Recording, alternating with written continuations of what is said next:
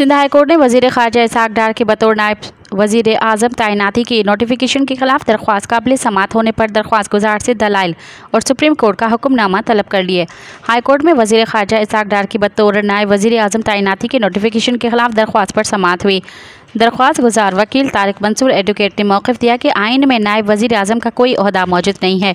आइन के आर्टिकल 90, 91 और 99 में डिप्टी वज़ीर आज़म के ओहदे का कोई गुंजाइश नहीं। दरख्वास्त के मुताबिक वफाकी हुकूमत के रूल्स ऑफ बिजनेस 1973 में भी ऐसी कोई गुंजाइश नहीं। सुप्रीम कोर्ट ने अपने फैसले में तय कर दिया है कि काबीना से वज़ीर आज़म और वफाकी वज़रा पर मुश्तमिल होगी।